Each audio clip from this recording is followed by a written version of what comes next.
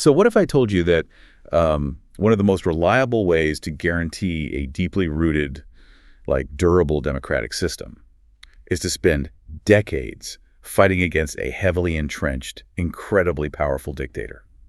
I mean, it sounds completely backward, It really does. Yeah. You would naturally assume that a peaceful, negotiated handover of power would be, well, the best start for a free society. Yeah, that's the intuitive leap. But looking at the data, it shows that transitioning out of this kind of iron-fisted autocracy often creates the exact political architecture that a democracy actually needs to survive in the long term. Right, and the mechanism behind that is it's pure evolutionary pressure. We tend to focus on the really dramatic moments, Oh, totally. The protests, the statues coming down. Exactly, the first free elections. But the actual survival of a democracy, it doesn't depend on those singular events. It depends almost entirely on this invisible structural machinery that gets built in the dark, often under severe repression. And today, we're going to look straight at the most crucial piece of that machinery.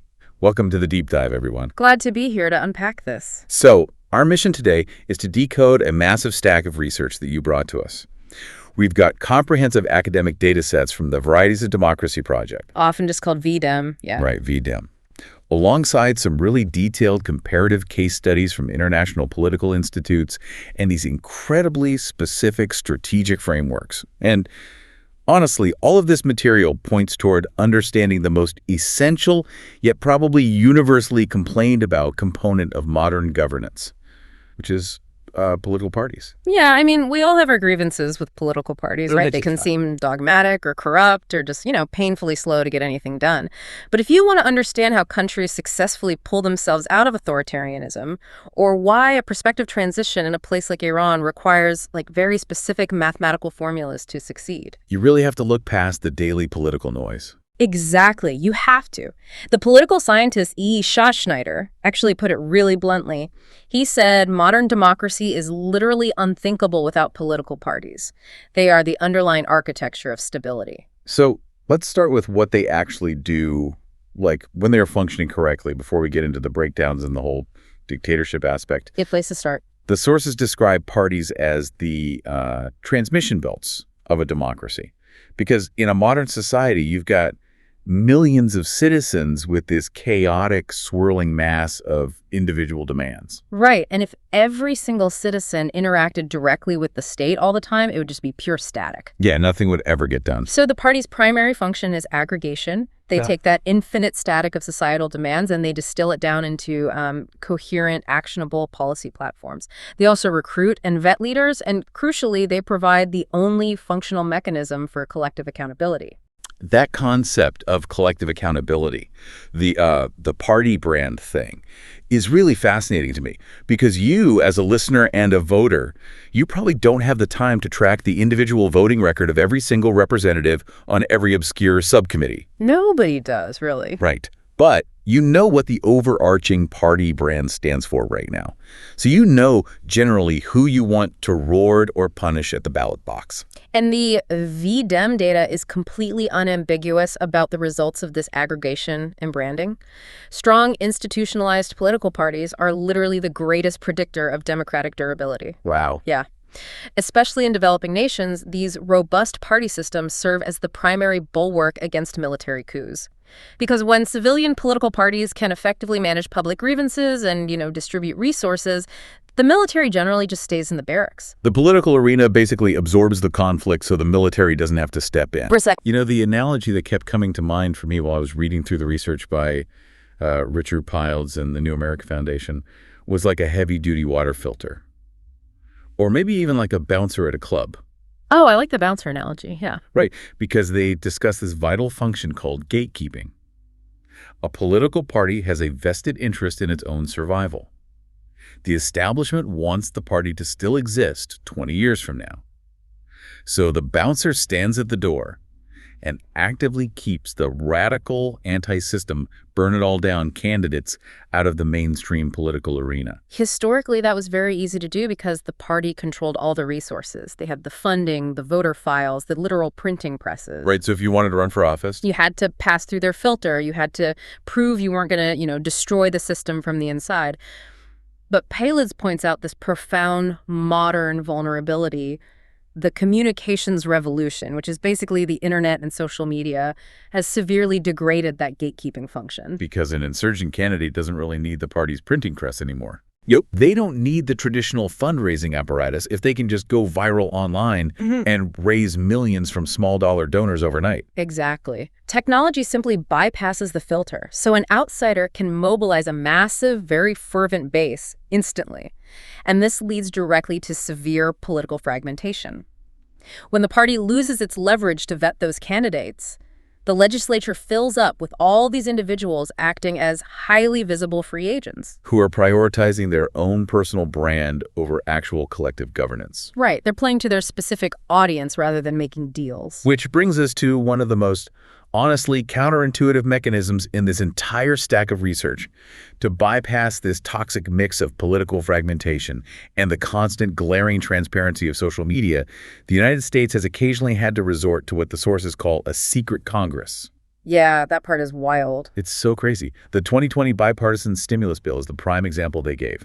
Politicians managed to pass this massive, incredibly complex piece of legislation by actively hiding the negotiation process from the public. They literally engineered an artificial blackout. Yeah. By keeping the talks out of the press and off of Twitter and everywhere else, politicians were able to engage in the kind of traditional horse trading and compromise that parties used to just do out in the open. They did the real work in the dark, because if they negotiated in public, a primary challenger would just immediately clip the video, post it online, and call them a sellout. Exactly. It just goes to prove that the aggregation and compromise functions of a party are so vital that if the formal structure is too weak to do it publicly, the system will literally force it underground just to keep the government running. Yeah, it's a survival mechanism.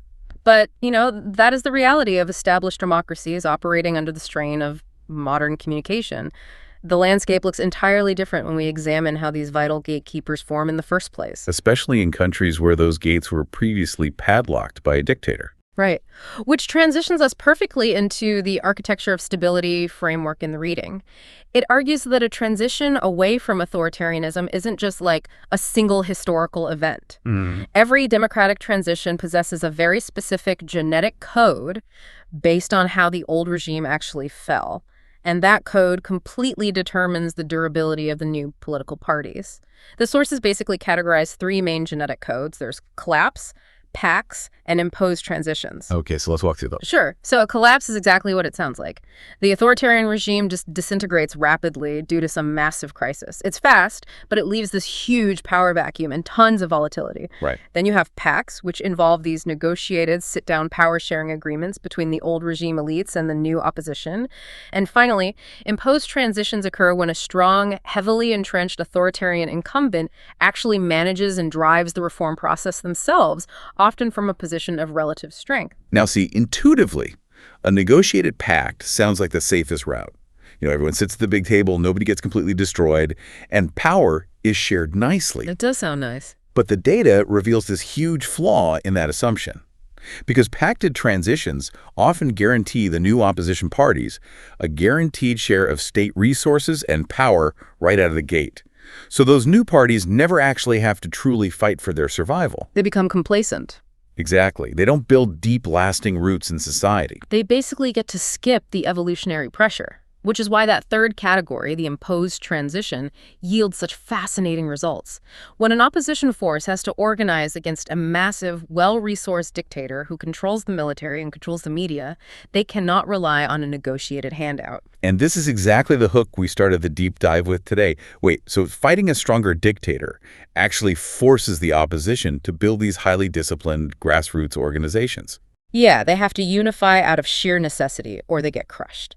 We see this in places like Taiwan with the Kuomintang or the KMT, and in Mexico with the Institutional Revolutionary Party, the PRI. Right. The grueling fight against an entrenched regime creates an opposition party with just incredible institutional depth, which makes it highly durable once true democracy is finally achieved. Okay, so that evolutionary crucible produces strong opposition parties.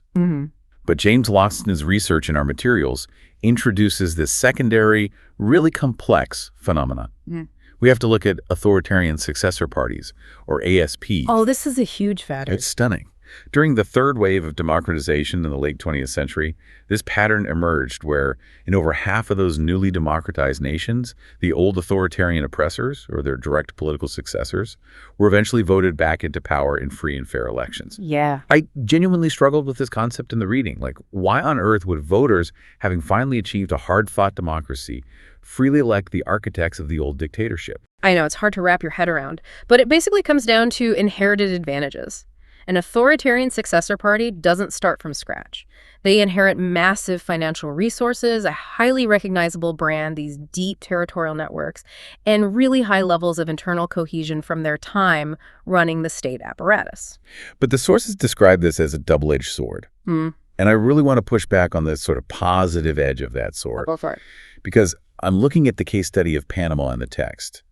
There, the remnants of the old regime used their newfound democratic power to essentially pardon corrupt cronies and protect the ill-gotten wealth of the old military complex. So if these successor parties are actively blocking transitional justice and protecting abusers, how can that possibly be framed as a net positive for a fragile new democracy? It's a fair question, but the answer is that the alternative in those fragile moments is usually total state collapse. Yeah, it is a ruthless political calculus. You have to consider the options available to the elites of the outgoing dictatorship. If they lose absolutely everything, right? Their wealth, their status, their freedom. They're going to fight back.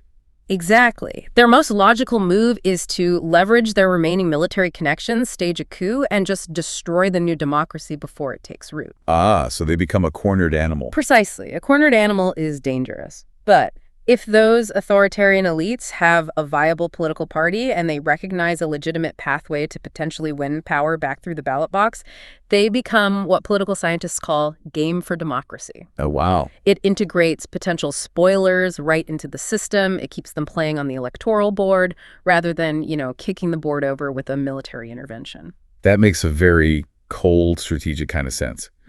So we've seen how the old guard can survive in a new democracy. But let's rewind the timeline a bit.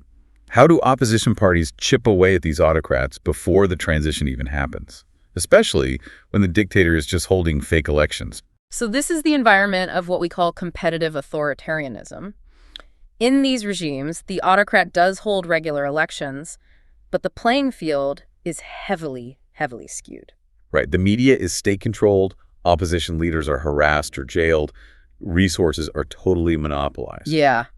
The autocrat doesn't hold elections to let the people choose. They hold them to manage their own elites, distribute patronage, and intentionally fracture the opposition by basically forcing them to fight over scraps. But the opposition isn't completely helpless, even in a rigged arena, right? Yeah. The sources detail how really savvy opposition movements use these fake elections as organizing tools. Yes. Like, look at the Democratic Unity Roundtable in Venezuela, known as the MUD Coalition. That's a perfect example. The regime's actual elections were heavily manipulated, obviously. But the MUD used the lead-up to those elections to hold their own internal primary elections. They basically used the dictator's fake arena to force fractured opposition groups to unify, build strategic coherence, and practice mobilizing their voters. Exactly. They turned a tool of regime control into a training ground. And tracking how the opposition performs in these rigged arenas gives us a highly specific, very mathematical way to predict when a dictatorship is about to crack. Yes. The research by Kim, Bernhard, and Hicken, they introduced this metric of electoral volatility. Right. And this was one of the most revealing frameworks in the whole stack for me. Because normally we think of volatility as a bad thing, right? In a healthy democracy, you measure volatility to gauge instability.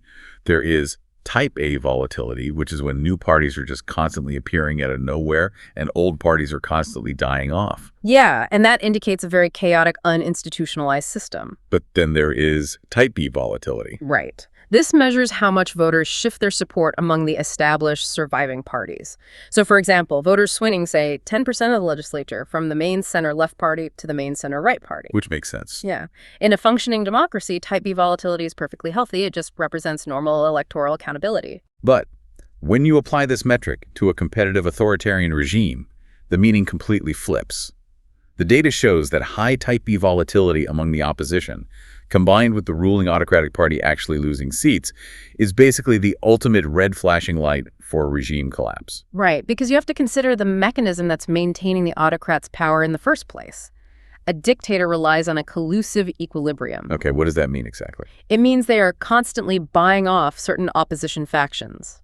They distribute just enough patronage to keep up the appearance of a multi-party system while still absolutely guaranteeing their own absolute victory. So when established long-term opposition contenders, those Type B parties, start aggressively trading seats among each other, gaining real ground, and capturing voters while the dictator's party physically loses seats, it proves the bribes are no longer working. The autocrat's collusive equilibrium is actively breaking down.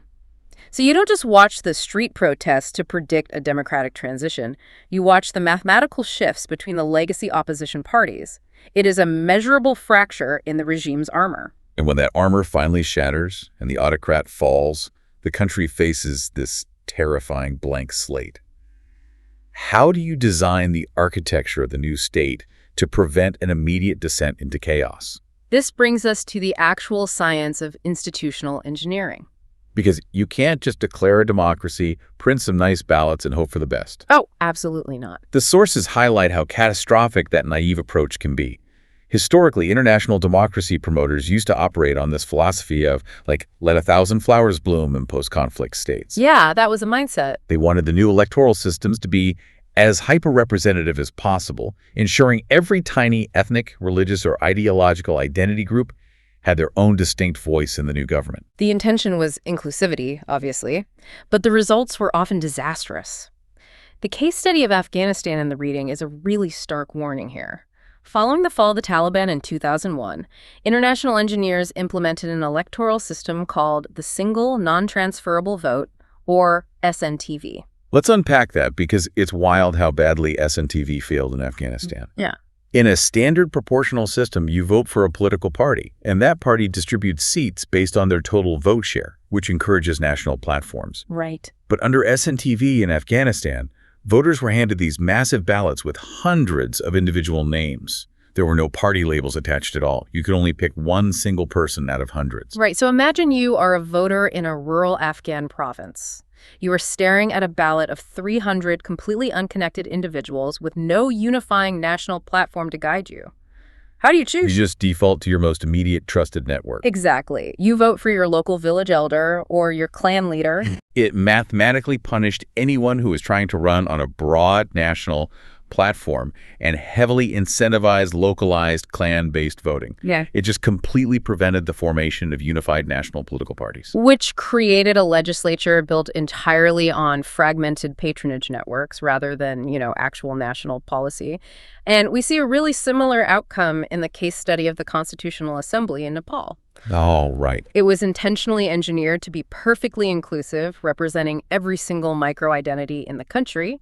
But the result was just extreme fragmentation. The assembly was so thoroughly fractured into tiny, uncompromising factions that it literally paralyzed the government. Basic day-to-day governance became functionally impossible. The overarching lesson here is a really brutal trade-off. You cannot engineer a democracy that only focuses on being perfectly representative. You must actively design for governability and decisiveness. And to do that, you have to legally structure the system to require broad-based programmatic parties.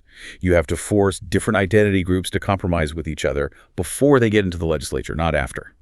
Which brings us to the most practical, forward-looking piece of our deep dive today. Taking all these hard-learned historical lessons, the necessity of gatekeeping, the evolutionary pressure of transitions, the dangers of authoritarian successors, and the catastrophic risks of electoral fragmentation. How do we apply this to a real-world scenario right now? Exactly. Our sources dedicate significant space to a strategic framework specifically designed for Iran's prospective democratic future. And Iran has a deep history of intermittent political party activity. But it has obviously been systematically crushed by decades of severe state repression. Yeah. So transitioning Iran to a stable democracy isn't just a matter of removing the current regime. It is going to require incredibly precise, tailored institutional engineering to avoid the exact traps we just saw in Afghanistan and Nepal. Chapter 20 of our text lays out a really fascinating phased strategic roadmap for this. In the short term, Immediately following a transition, the focus must be entirely on the basic legalization and physical protection of political actors. Right. A party system simply cannot function if its members are being subjected to violence. Precisely. Then, in the medium term, the absolute priority shifts to aggressive campaign finance regulation. Which makes perfect sense. Without strict finance laws, wealthy oligarchs or the remnants of the old regime's military-economic complex will simply buy up all the new political parties, entirely capturing the transition. But the long-term goal for Iran is the active cultivation of programmatic parties. Parties that argue over national economic strategies or foreign policy, rather than merely representing regional or religious factions. And the sources offer an exact structural design solution to prevent radical fragmentation. Yes, the mixed electoral system. This design is honestly brilliant in its pragmatism. You use proportional representation for a portion of the parliament seats. This ensures that historically marginalized groups are guaranteed a voice and actually feel included in the new state. Right. But then you combine that with district-based elections for the remaining seats, which ensures direct geographic accountability. Voters know exactly which local representative to hold responsible if, say, the municipal services fail. And the mechanism that holds that entire mixed system together, the really crucial part, is the implementation of a 5% minimum vote threshold.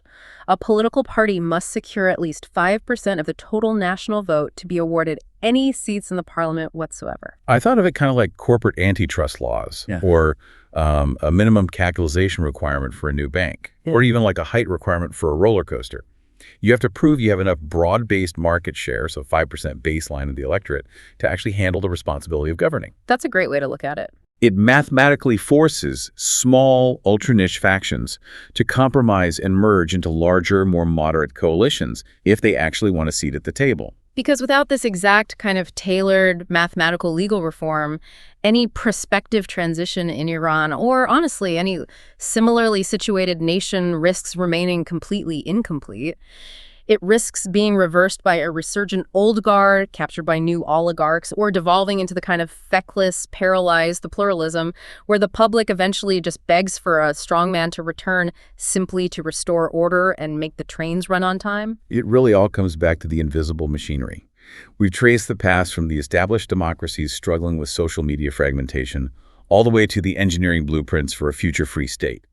Political parties are not just frustrating clubs of politicians yelling at each other on television. No, they're not. They are the literal architecture of stability. They aggregate the noise, they keep the military out of the presidential palace, and managing their exact mathematical structure, like that 5% threshold, can mean the difference between a thriving new democracy and a failed state. So the next time you watch an election unfold in a transitioning country, don't just look at who is winning the race. Look at the rules of the track. Look at the machinery. I think that captures the gravity of the institutional design perfectly. But, I want to leave you with one final thought that kind of circles back to our discussion on the communications revolution earlier. Okay, let's hear it.